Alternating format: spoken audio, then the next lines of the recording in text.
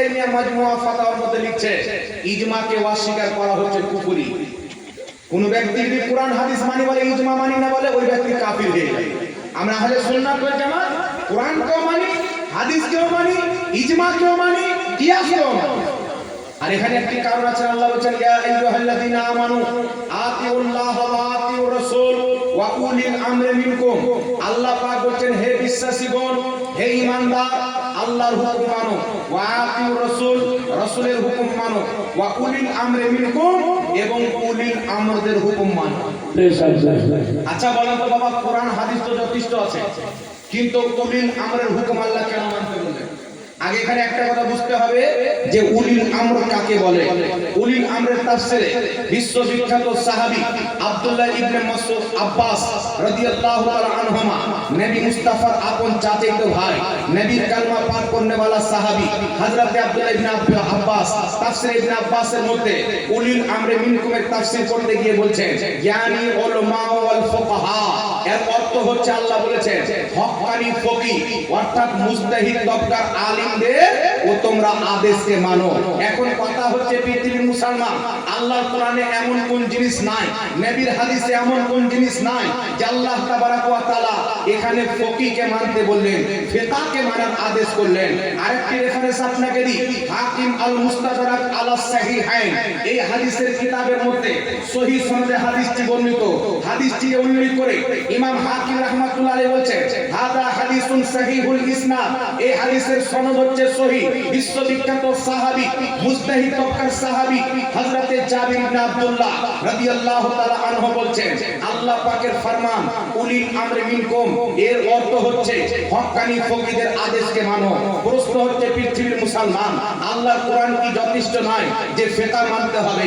নবীর হাদিস কি যথেষ্ট নয় যে ফিকহ মানতে হবে?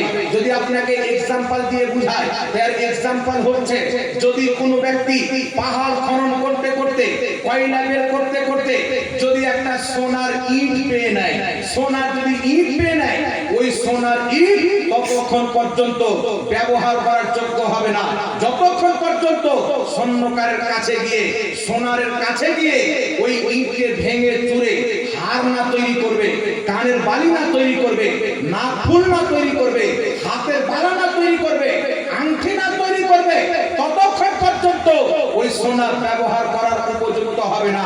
আর যদি কোনো ব্যক্তি বলে না আমাকে স্বর্ণকারের কাছে যাওয়ার কোনো প্রয়োজন নাই, সোনার ইট যদি গলাতে ঝুলিয়ে বাড়ায়, তাহলে এটা কিন্তু অলংকার হবে না, অলংকার হয়ে যাবে, অলংকার হয়ে যাবে।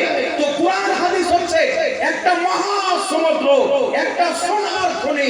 এই সোনার খনিকে বোঝার জন্য আল্লাহ তাবারাক ওয়া তাআলা জানেন কোরআন সবারই পক্ষে বোঝা সম্ভব হবে না, হাদিস সবারই পক্ষে বোঝা সম্ভব হবে না। তার কারণে আল্লাহ তাবারাক ওয়া তাআলা নবী বলছেন ইবনে মাজাহতে হাদিস, আল্লাহ যখন কোন ব্যক্তির কাছ থেকে ইসলামের খিদমতের ইরাদা করেন তাকে ফকিহ বানিয়ে দেন, কোরআন হাদিসের সম্পূর্ণ জ্ঞান দান করেন।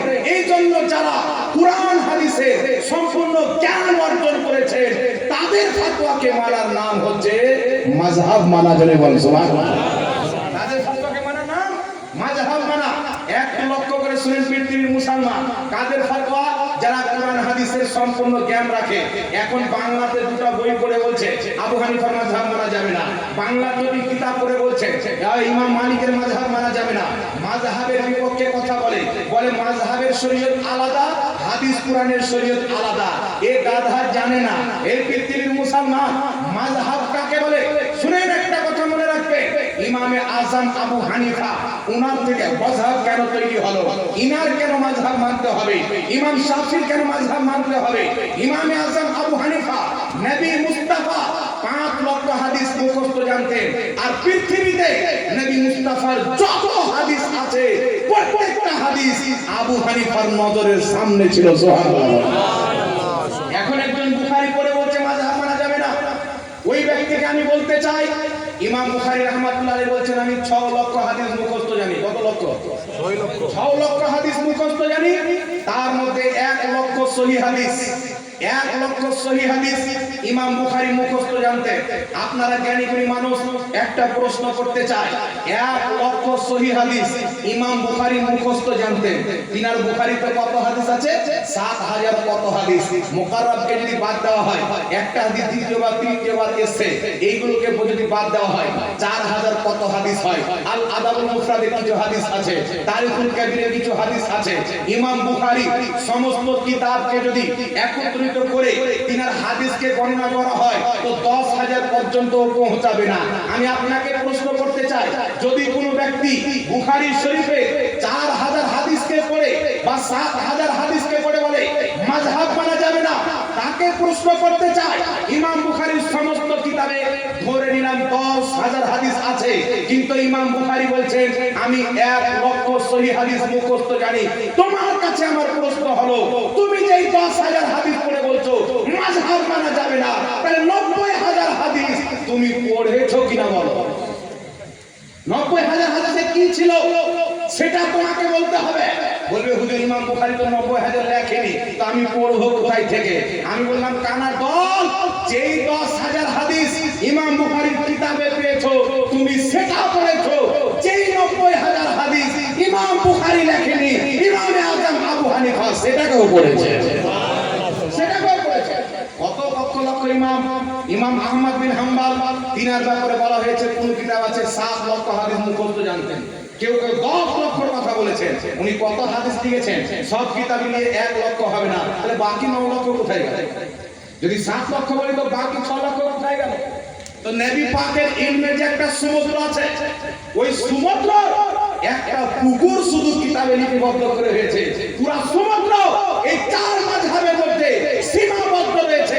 এই জন্য কিয়ামতের সকাল পর্যন্ত যেই ব্যক্তি কুরআন হাদিস মানতে চাইবে তাকে 4 মাযহাবের মধ্যে কোনো একটি মাযহাব মানা জরুরি হবে। জরুরি বলেন সুবহানাল্লাহ। একটি মাযহাব মানা জরুরি হবে। এখানে একটা কথা আর বলে দিই আপনাকে বাবা, ইমাম বুখারী ইনার ব্যাপারে কেউ বলেছেন ইনি নিজেই মুজতাহিদ ছিলেন, কেউ বলেছেন কিছু কিছু ক্ষেত্রে তিনি মাযহাব মানতেন। ইমাম মুসলিম মাযহাব মানতেন।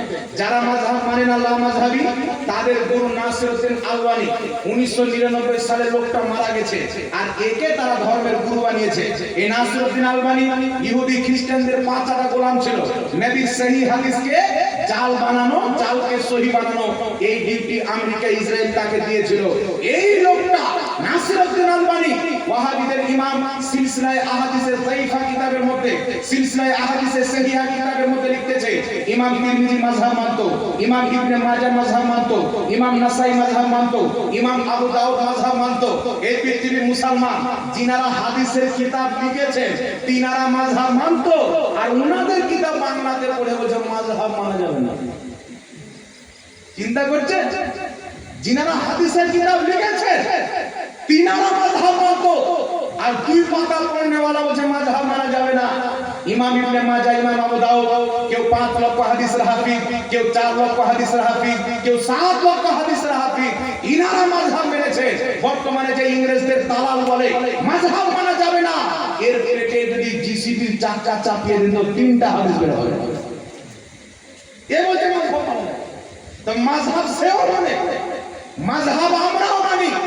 তাদের মাযহাব মানার মধ্যে আমাদের মাযহাব মানার মধ্যে তফাৎ হচ্ছে, আমরা নবী মুস্তাফা সাহাবীকে দেখনে वाला ইমামে আযম আবু হানিফার মাযহাব মানি, আর তারা ইংরেজদের নকল করনে वाला জোকার নায়কের মাযহাব মানে। মাযহাব তারা মানে, মাযহাব আমরা মানে। বর্তমানে দালালদের মাযহাব তারা মানে, আমরা নবী সাহাবীকে দেখনে वाला তাবেঈর মাযহাবকে মানি। এইজন্য পৃথিবীর মুসলমান মাযহাব মানতে হবে। ইমামগণ কি বলেছেন?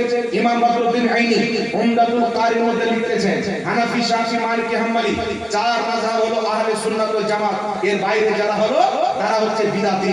ইমাম সাদি রাহমাতুল্লাহ আলাইহি তাফসীরে সাবির মধ্যে লিখতেছেন 4 মাযহাবে যারা মান্যকারী তারা হচ্ছে আহলে সুন্নাত ওয়াল জামাত। যারা 4 মাযহাব মানে না, যদিও কোরআন দিয়ে দলিল দেয়, সহিহ হাদিস দিয়ে দলিল দেয়, দলুন মুদিল্লুন, সেই ব্যক্তি পথভ্রষ্ট এবং পথভ্রষ্টকারী। এই জন্য পৃথিবীর মুসলমান 4 মাযহাবের প্রতি সকল উম্মতের ইজমা হয়ে গেছে। আল আসবা ওয়ান নাযাইর কিতাবের মধ্যে লেখা আছে 4 মাযহাবের প্রতি উম্মতের ইজমা হয়ে গেছে। তাফসীরাতে আহমদিয়ার মধ্যে ইমাম মুল্লাহ জীবন লিখতেছে 4 মাযহাবের প্রতি উম্মতের ইজমা হয়ে গেছে।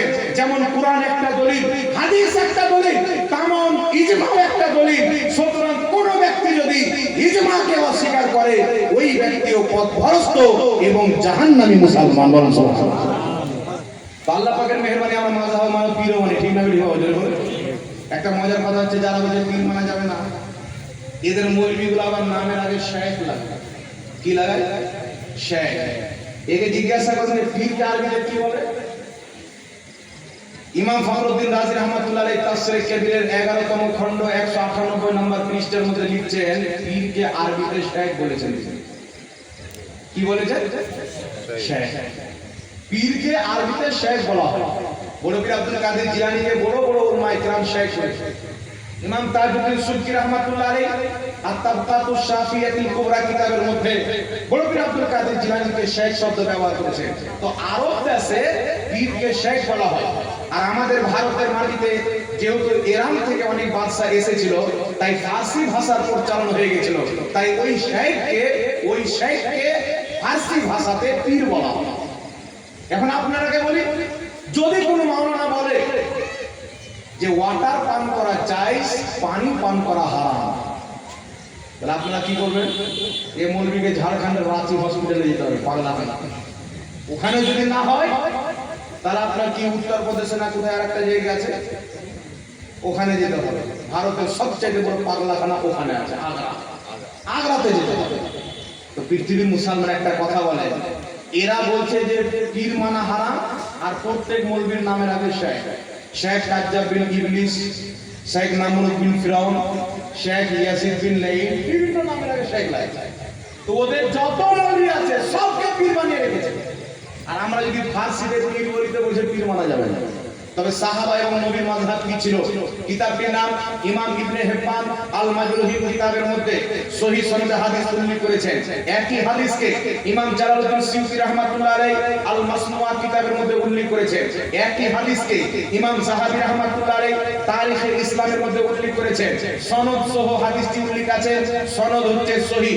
হযরত আব্দুল্লাহ ইবনে উমর রাদিয়াল্লাহু তাআলা আনহু, বাপও সাহাবী বেটাও সাহাবী, ক্বালা আব্দুল্লাহ ইবনে উমর রাদিয়াল্লাহু তাআলা আনহু, হযরত আব্দুল্লাহ ইবনে উমর রাদিয়াল্লাহু তাআলা আনহু বলছেন, আন নবিয়্যু ফি কওমিহি আশ-শাইখু ফি বাইতিহি, তিনি বলছেন একজন নবী যেমন তার উম্মতের কাছে একজন পীর, তেমন তার মুরিদের কাছে। জোরে বলুন সুবহানাল্লাহ। হযরত আব্দুল্লাহ ইবনে উমর 1450 বছর পূর্বে পীরের কথা বলছে, যেমন নবী মুস্তাফার কাছ থেকে সাহাবায়ে কেরাম উম্মতিরা ইসলাম শিখতে, পরামর্শ করতে, জীবন যাপনের তরিকা নিতে, তেমনই পীরের কাছে তার মুরিদরা জীবন যাপন করার তরিকা নিবে, তিনার কাছ থেকে শিক্ষা অর্জন করবে। এটা কে বলছে? 1450 বছর পূর্বে নবী মুস্তাফার সাহাবী পীর খুঁজে পেল। বর্তমান টুপিওয়ালা শয়তান বলে পীর মানা যাবে না। বুঝা গেল তারা সাহাবী শরীয়ত মানে না, তারা আমেরিকা ইসরায়েলে দেওয়া শরীয়ত মানে। সাহাবী শরীয়ত মানে না। আমার আপনার নবী সাল্লাল্লাহু আলাইহি ওয়াসাল্লাম বলেছেন, যে ব্যক্তি পীরের সম্মান করলো সেই ব্যক্তি রাসূলের সম্মান করলো, আল্লাহর সম্মান করলো। কেমন অন্যায় বলছে? রাসূল পাক বলেছেন, যেই ব্যক্তি নিজের শেখের সম্মান করলো, নিজের পীরের সম্মান করলো, সেই ব্যক্তি আল্লাহর সম্মান করলো। রাসূল পাক সাল্লাল্লাহু আলাইহি ওয়াসাল্লাম পীরের কথা উল্লেখ করেছেন। বর্তমানে কিছু মাতাল আছে বলে পীর মানা যাবে না। মুহাদ্দিসিনে কিরাম কি বলেছেন? উঠান কোরআন পাকের বিশ্ববিখ্যাত তাফসীরের কিতাব তাফসীরে কবিরের মধ্যে ইমাম ফখরুদ্দিন রাজি 11তম খণ্ড 198 নম্বর পৃষ্ঠার মধ্যে বলছে, নিজের জামানার সকল সিলসিলার হক্কানি সুন্নি জামাতের পীরদের সম্মান অন্তরে রেখে একজনের হাতে মুরিদ হতে হবে। ইমাম শারানি রাহমাতুল্লাহ আলাইহি বলছেন একজনের হাতে মুরিদ হতে হবে। ইমাম ইবনুল হাজ রাহমাতুল্লাহ আলাইহি আল মাদখাল কিতাবের মধ্যে লিখতেছেন, নিজের জামানার সমস্ত পীরকে ভালোবেসে একজনের হাতে মুরিদ হতে হবে। ইসলামের বড় বড় বিদ্বান, বড় বড় মুফাসসির, বড় বড় মুহাদ্দিস, তিনারা বলেছেন পীরের হাতে বাইত হতে হবে।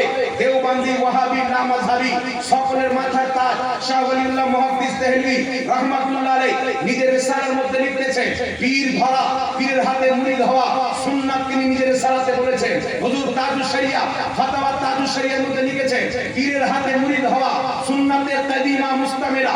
এই পৃথিবীর মুসলমান শাহ ওয়ালিউল্লাহ মুহাদ্দিস দেহলভী দেওবন্দি বলে আমাদের মাথার তাজ, আহলে হাদিস বলে আমাদের মাথার তাজ। আমি তাদেরকে বলতে চাই, তোমাদের মাথার তাজ শাহ ওয়ালিউল্লাহ মুহাদ্দিস দেহলভী রাহমাতুল্লাহ আলাইহি নিজের রিসালার মধ্যে লিখেছেন পীর ধরা সুন্নাত, আর তুমি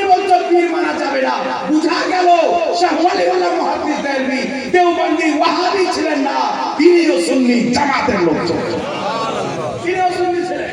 এই জন্য পৃথিবীর মুসলমান পবিত্র কোরআন সূরাতুল ফাতহ আয়াত নাম্বার 10 আল্লাহ বলছেন, নবী যারা তোমার হাতে বায়াত গ্রহণ করে তারা আমি আল্লাহর হাতে বায়াত গ্রহণ করে।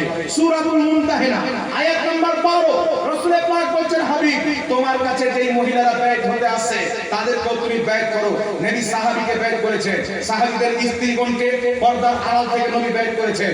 আমার নবী ইন্তেকালের পর উমর ফারুক আবু বকর সিদ্দিককে গিয়ে বলছেন, নবীদের পরে আপনি সবচেয়ে উত্তম ব্যক্তি, আপনি আমাকে মুরিদ করে নেন। হযরত আলী রাদিয়াল্লাহু তাআলা গোলামের কাজ। হযরত তালহা নবীর সাহাবী যখন জিদ্দের ময়দানে লৌহলাহান হলেন, হযরত আলীর গোলামকে গিয়ে বলছেন, আমি তোমার কাছ থেকে আলীর বায়াত গ্রহণ করলাম, আমি আলীর মুরিদ হয়ে গেলাম।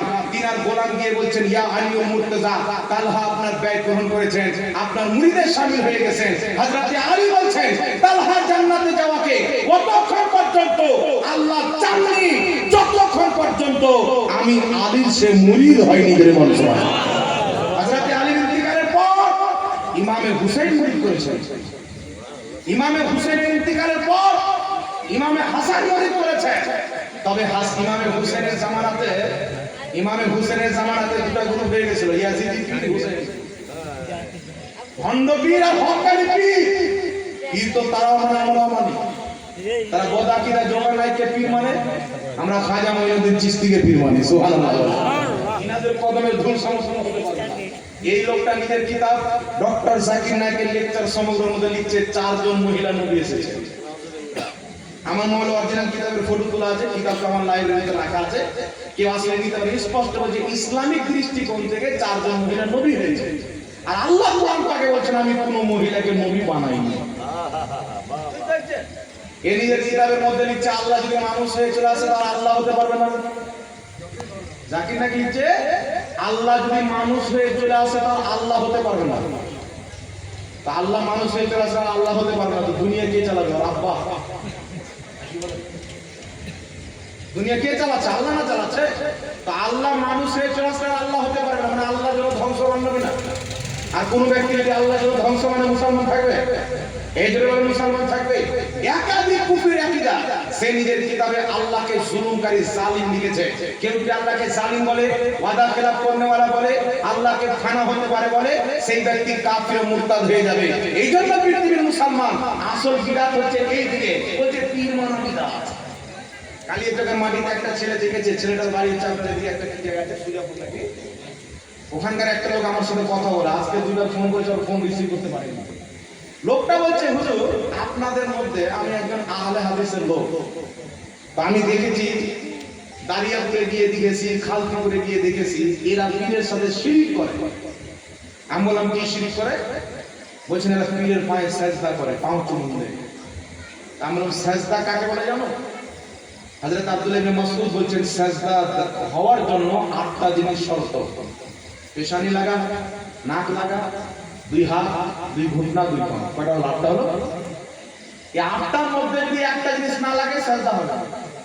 তা আমি ওকে বললাম সেজদা করছে না পাও চুমুন দিচ্ছে? বলছে হুজুর মাথা নিচু করলি তো সেজদা হয়ে গেল। তা আমি বললাম বাড়িতে যাবা সকালবেলা দেখবে আপনার মা যখন ঝাড়ু দেয় তো মাথা নত করে, তো ওটাকে শিরক বলবেন কি? ওটা তো ঝাড়ু দেওয়ার নিয়ত আছে। তা আমি বললাম যে সব ঝোঁকা শিরক হয় না। পীর সাহেবের কদম বসি, বুজুর্গ ব্যক্তিদের কদম বসি করা, বাপ মায়ের কদম বসি করা, এটা শিরক নয়, এটা নবী মুস্তাফার শরীয়তের ইবাদত। জোরে বল সুবহানাল্লাহ। রেফারেন্স দিয়ে দিচ্ছি আপনাকে, শুনেন।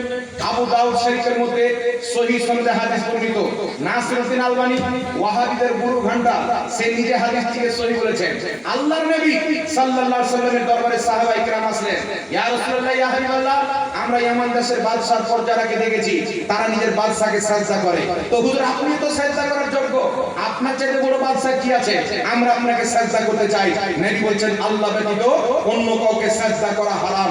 যদি অনুমতি থাকতো মহিলাদেরকে বলা হতো তারা যেন তাদের স্বামীকে সাজদা করে। তো রাসূলের পাককে সাহাবী বলেন, হুজুর সাজদা করা যদি হারাম হয় তো একটু হাত পাওটা চুমুন দিতে দেন, কদম বসে অনুমতি দেন। আমার আপনার নবী অনুমতি দিলেন। সাহাবারা নবীর হাত চুমলেন, নবী মুস্তাফার কদমকে চুমলেন। এইবার ক্লাসের পৃথিবীর মুসলমান একই আবু দাউদ শরীফ কিয়ামের অধ্যায় হাদিস, সাহাবায়ে কেরাম বলতেছেন নবী মুস্তাফা যখন হযরতে ফাতেমার বাড়ি যেতেন, হযরতে ফাতেমা নবীকে দেখে দাঁড়িয়ে যেতেন, নবীর হাতকে চুমন দিতেন। হযরতে ফাতেমা যখন নবীর বাড়িতে আসতেন, নবী ফাতেমাকে দেখে দাঁড়িয়ে যেতেন, ফাতেমার পেশানিকে চুমন দিতেন। তো হাতকে চুমন দেওয়া হযরতে ফাতেমার সুন্নাত, সাহাবায়ে কেরামের সুন্নাত। কদম বসি করা সাহাবায়ে কেরামের সুন্নাত। আর শুধু তাই নয়, পৃথিবীর মুসলমান ইমাম বুখারী রাহিমাহুল্লাহ নিজের কিতাব আল আদাবুল মুফরাদের মধ্যে সহিহ সনদে হাদিস উল্লেখ করেছেন। নাসিরউদ্দিন আলবানী লামাযহাবীদের ইমাম আবু দাউদ শরীফের টিকাতে এই হাদিসের ব্যাপারে লিখছে ইসনাদুহু হাসান, হাদিসের সনদ হচ্ছে হাসান। হযরতে আলী রাদিয়াল্লাহু তাআলা আনহুর নিকটে যখন তিনার চাচা নবী পাকের চাচা হযরতে আব্বাস আসতেন, হযরতে আলী তিনার হাতকে চুমন দিতেন, তিনার কদমকে চুমন দিতেন। এই পৃথিবীর মুসলমান যদি কোনো বুজরুগ ব্যক্তি হাত চুমন দেওয়া শিরক হয়, পাও চুমন দেওয়া শিরক হয়, এটা হযরতে আলী জানতে পারলেন না, আমার নবী জানতে পারলেন না, ওয়াহাবি মুন্না জেনে গেল। কসম খোদা, আল্লাহ তাবারক ওয়া তাআলা হযরতে আলীকে যা জ্ঞান দান করেছেন, পৃথিবীর কোন মুসলমান বর্তমান জামানাতে হযরতে আলীর জ্ঞানের ধারে কাছে যেতে পারে না। রাসূল পাক বলছেন আনা মদিনাতুল ইলম ওয়া আলিয়ুল বাবুহা, আমি হচ্ছি জ্ঞানের শহর, আলী হচ্ছে তার দরজা। হযরতে ওমর বলছেন যদি আলী না হতো আমি উমর ধ্বংস হয়ে যেতাম। এত জ্ঞানী গুণী ব্যক্তি তিনার চাচার কদম বসি করে, হাতকে কদম বসি করে কিয়ামতের সকাল পর্যন্ত বুজরুগ ব্যক্তিদের হাতকে চুমন দেওয়া, কদম বসিকে চুমন দেওয়া, এটা শুধু জায়েজ নয়, এটা হযরতে আলীর সুন্নাত। বল সুবহানাল্লাহ। তো হযরতে আলী রাদিয়াল্লাহু তাআলা আনহু যেটা করেছেন, এখন হযরতে আলীর কথা মানতে হবে কি হবে না? নবী বলছেন আলাইকুম বিসুন্নতি ওয়া সুন্নাতি খুলফায়ে রাশিদিন আল মাহদিয়িন, আমার সুন্নাত